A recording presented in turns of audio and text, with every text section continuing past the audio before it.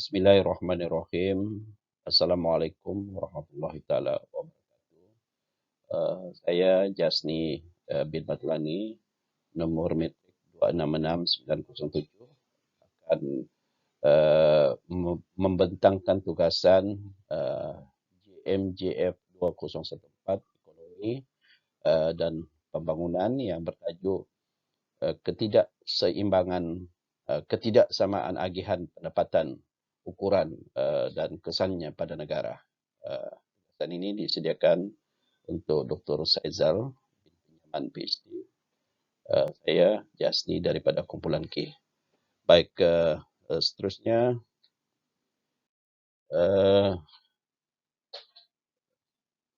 Malaysia ialah sebuah negara majmuk, ya, yang terdedah kepada dualisme ekonomi. Dualisme ekonomi ini turut mewujudkan ketidakseimbangan agihan pendapatan, ya, berdasarkan kaum, sosiopolitik, geografi dan juga demografi. Jadi isu ini juga turut menggugat sebenarnya kestabilan negara, malah turut diburukkan lagi oleh struktur kependudukan, sistem politik dan juga kepercayaan. Ia turut melahirkan pelbagai peringkat masyarakat yang terdedah kepada garis kemiskinan. Namun demikian, ketidaksamaan agihan pendapatan ini juga boleh diukur sebenarnya dan mempunyai kesannya yang tersendiri kepada masyarakat. Ya. Terdapat usaha yang dilakukan untuk mengimbangi ketidakseimbangan agihan pendapatan ini. Biasanya berdasarkan nilai muhibah, ya, perpaduan melibatkan institusi dan kegiatan rutin lain, selaras dengan dasar kebangsaan yang relatif, ya. Tetapi ketidaksamaan agihan pendapatan ini masih juga menyebabkan ketidakstabilan politik, konflik dalam kehidupan dan sebagainya. Justru itu ekonomi mesti disusun, ya, dengan mengurangkan pendapatan. Dalam konteks ini, pendapatan ini mesti disusun sedemikian rupa demi kestabilan rakyat dan negara. Dan mungkin ini mengambil masa yang panjang, tetapi ia tetap perlu dilakukan. Baik, seterusnya. Terdapat beberapa faktor yang menyebabkan ketidaksamaan agihan pendapatan rakyat Malaysia ini. Pertama ialah dari segi faktor geografi. Okey.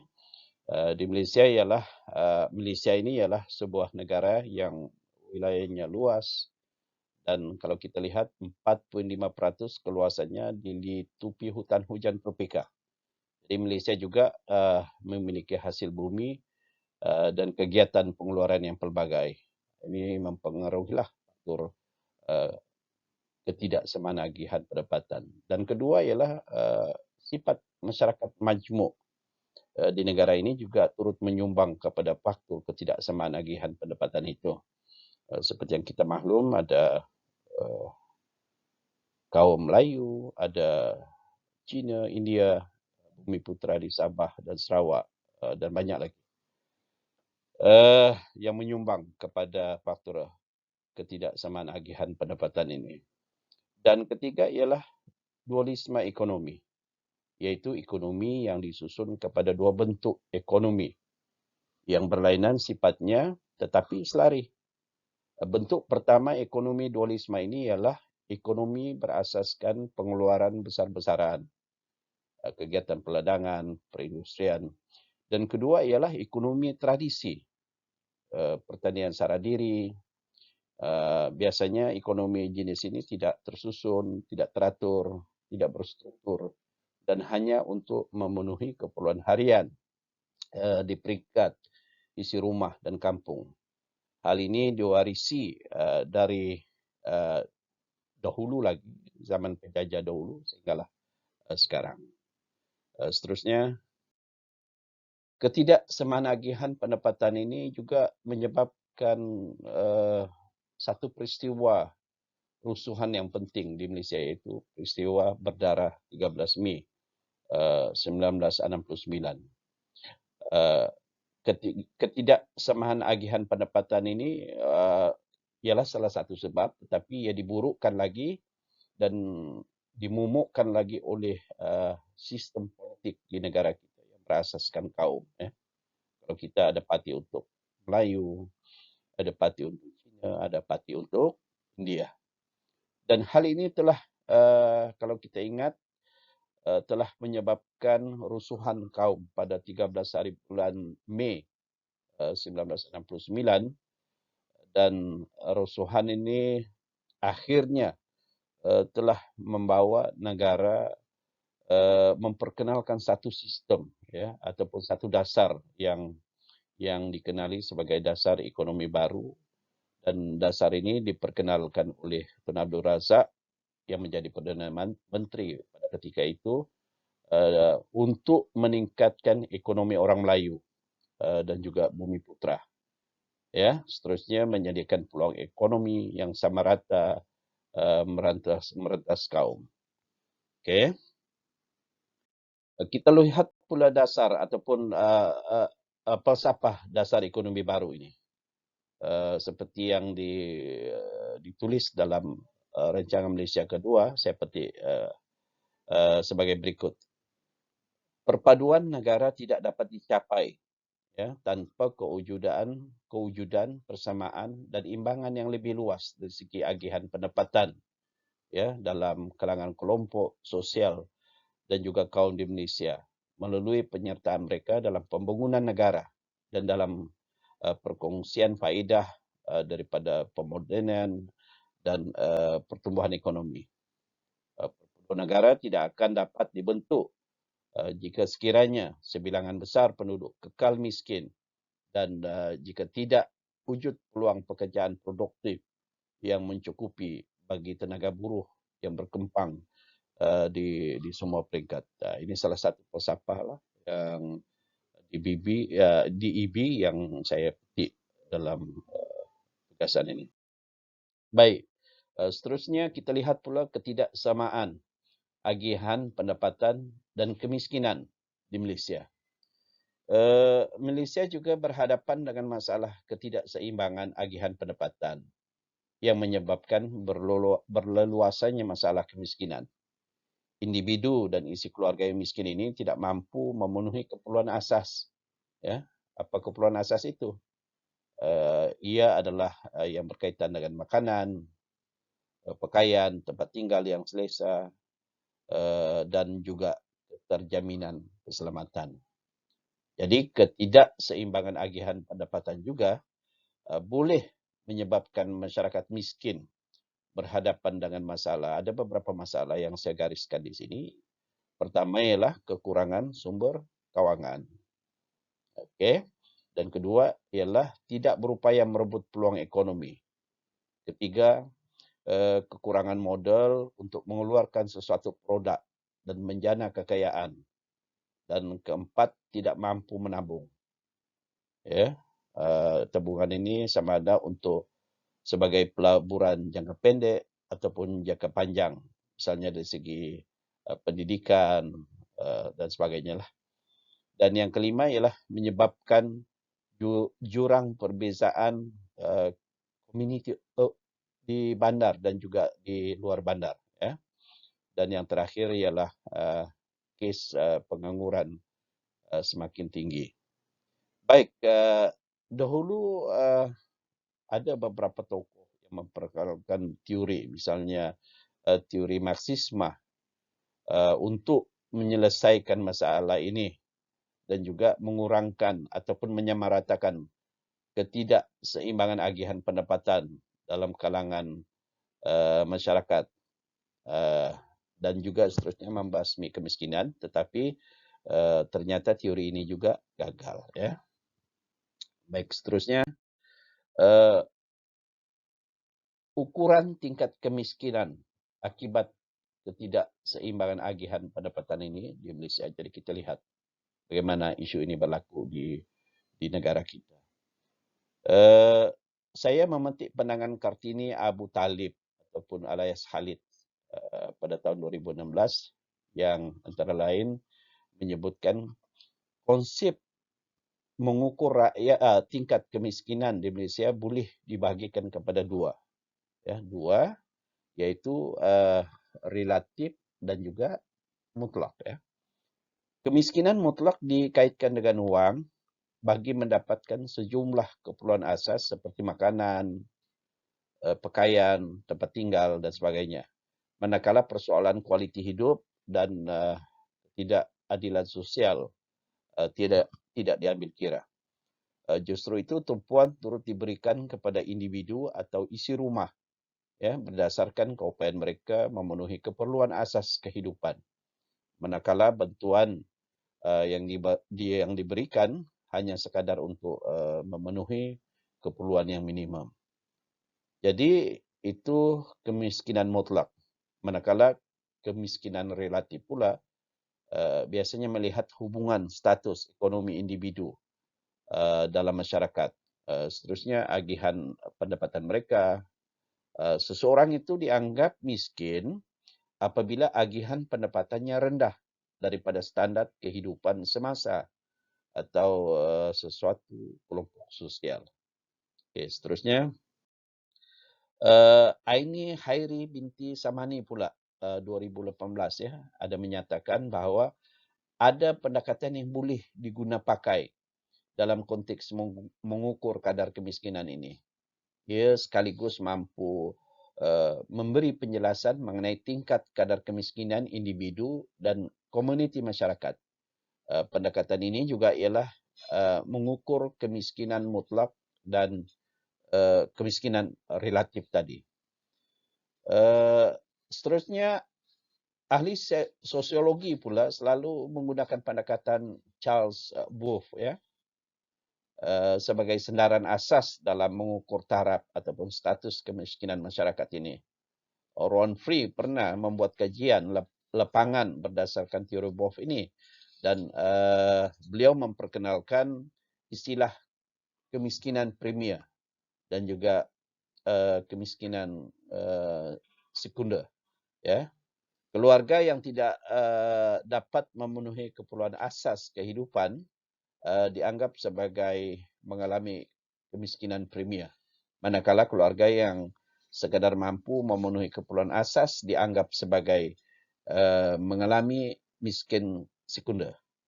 Teknik pengukuran ini berasaskan indeks pendapatan dan juga perbelanjaan dan ia menjadi asas kepada pengukuran kemiskinan mutlak. Baik, Ungku Aziz turut menggunakan nisbah bilangan ahli keluarga sebagai indeks untuk mengukur taraf kemiskinan ini. Beliau melihat kadar kemiskinan orang Melayu menggunakan pendekatan ini. Dan menurut Falan Parkinson dan Rais Saniman, Ungku Aziz menggunakan pendekatan ini, yaitu pendekatan daya pengeluaran rendah, eksploitasi orang tengah, terbiar dan juga mengaitkan dengan dasar kerajaan dengan menumpu kepada tingkat mengukur kemiskinan sama ada di kawasan bandar ataupun di kawasan luar bandar. Semua pendekatan yang telah kita sebutkan ini sebenarnya bukanlah sempurna sepenuhnya.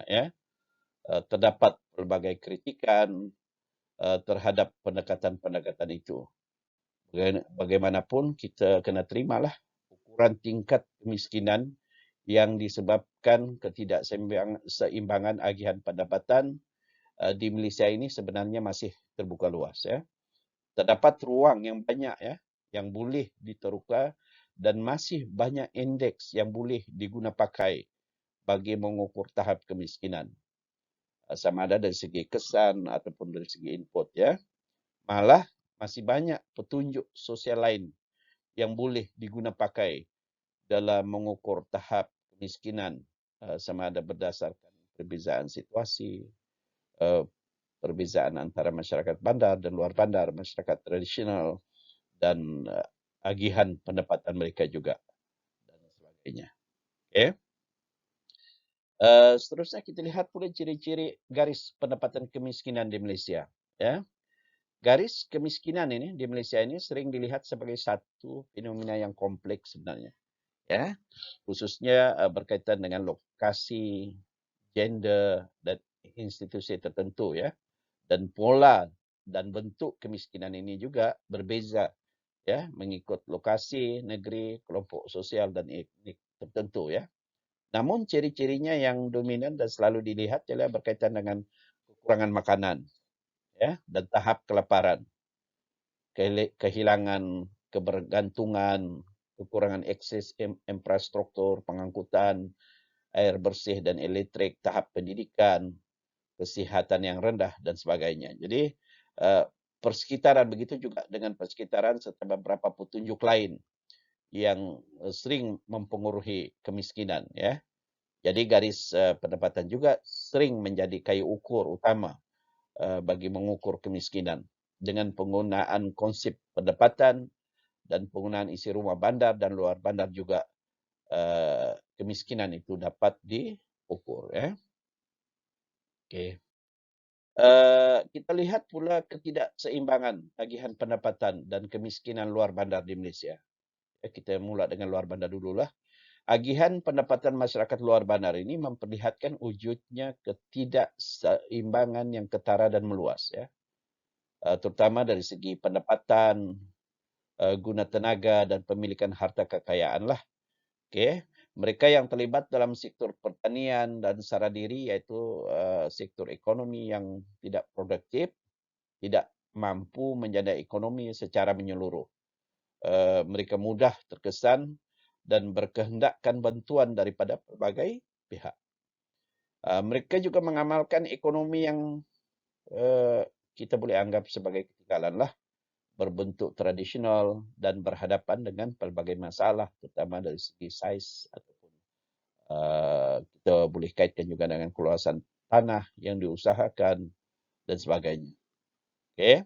Dan mereka juga sebenarnya turut terdedah kepada eksploitasi dan monopoli orang tengah, ya, yang seperti yang dinyatakan oleh Ongko Ajis, yang menjadi kajian Ongko Ajis, kekurangan modal, bantuan kredit dan sebagainya. Jadi kaedah pertanian yang diamalkan tidak efisien dan malah menimbulkan kesan sampingan yang lain seperti tanah terbiar dan sebagainya. Baik, seterusnya kita lihat bahawa kerajaan juga sebenarnya menubuhkan beberapa agensi kalau kita perhati, ya, untuk membantu masyarakat ini, terutama supaya mereka mendapat mengurangkan ketidakseimbangan agihan pendapatan itu. Misalnya mereka menubuhkan FAMA, ya. Tetapi sebagai contohlah, tetapi agensi-agensi kerajaan ini juga saya lihat sebagai kurang berkesan, ya. Sebab mereka tidak dibekalkan dengan modal yang besar dalam memasarkan produk pertanian penduduk luar bandar. Mereka tidak mempunyai premis yang dikunjungi. Sebaliknya, institusi ini hanya menganjurkan pasar tani sebagai contoh, ya. Dan pasar tani ini pula dibuat secara berkala di lokasi yang tidak sesuai lah. Sedangkan produk pertanian itu perlu dipasarkan setiap hari, ya. Dan orang-orang juga memerlukan tempat-tempat yang boleh dikunjungi setiap hari dan selesailah orang datang dan sebagainya. Atau produk-produk pertanian ini juga perlu diproses menjadi satu produk makanan yang boleh didapati di pasaraya lah. Kemudian perlu dipercepatkan penyediaan infrastruktur dan perkhidmatan bagi memudahkan akses antara masyarakat luar bandar ini dan juga kawasan bandar.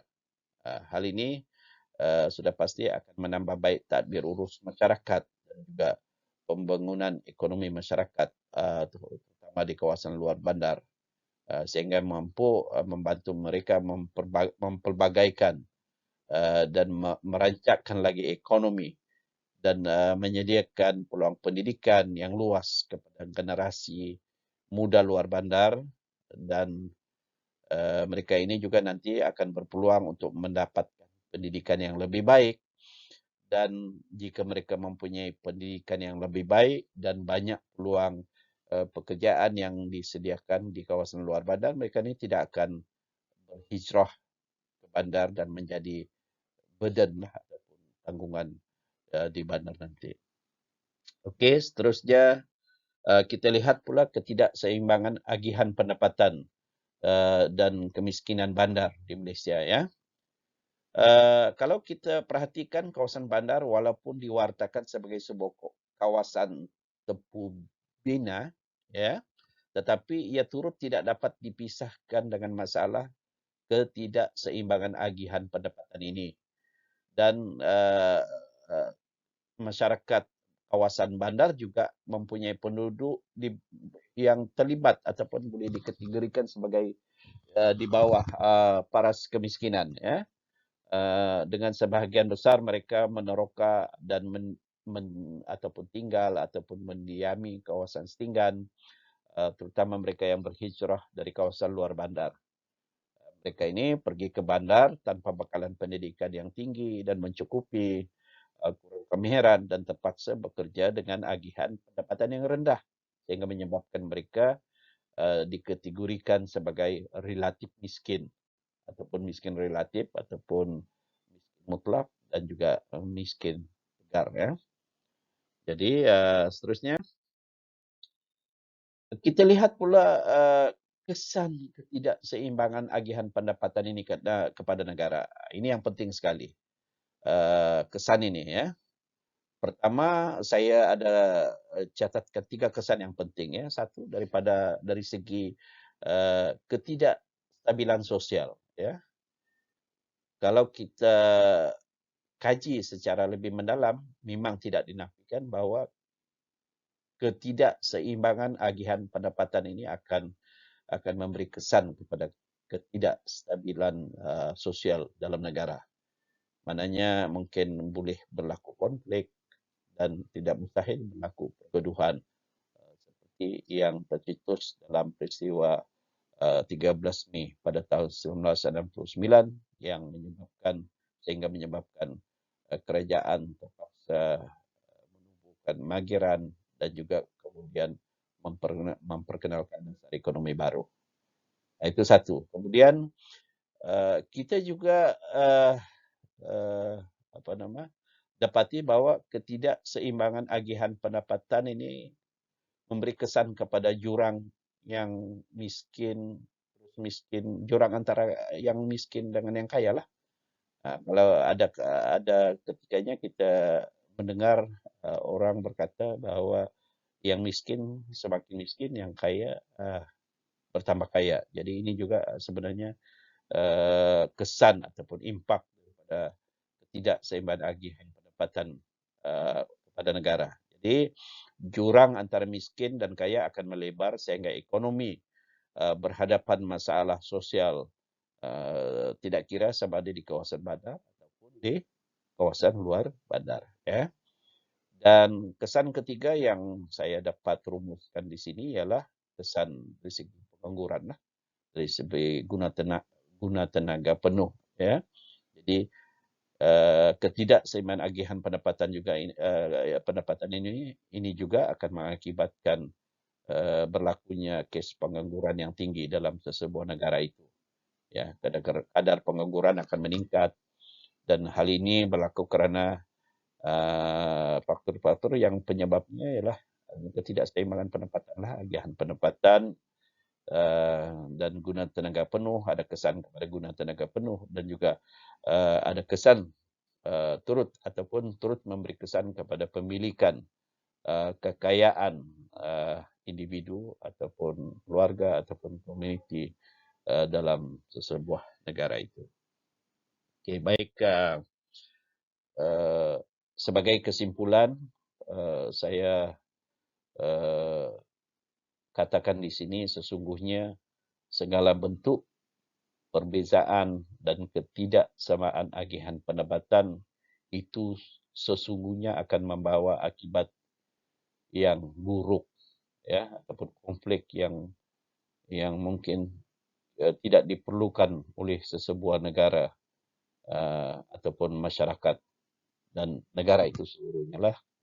Apa juga bentuk ketidakseimbangan yang berlaku dalam sistem ekonomi, saya pikir mesti diatasi dengan cara meningkatkan pengeluaran dan aras pendapatan individu. Ya, kelompok dan bangsa yang tertinggal di belakang ke paras taraf hidup yang lebih baik. Okey, apabila kita membiarkan jiran miskin dan kita berbangga dengan kekayaan, maka kestabilan yang dinikmati mungkin akan berakhir dengan tercetusnya api konflik dan rusuhan yang menyebabkan kehilangan nyawa, kerusakan harta benda, dan kehancuran negara seluruhnya. Jadi sekarang, apalagi kalau kita lihat masalah kemiskinan ini, ataupun miskin tegar, ataupun ketidakseimbangan agihan pendapatan ini, bukan lagi melibatkan orang Melayu semata-mata, tetapi ia turut menjadi masalah kepada seluruh rakyat negara kita tanpa mengira kaum, batas geografi dan juga agama. Jadi saya ingat sampai di sini saja pembentangan tugasan saya. Sekian, Assalamualaikum warahmatullahi taala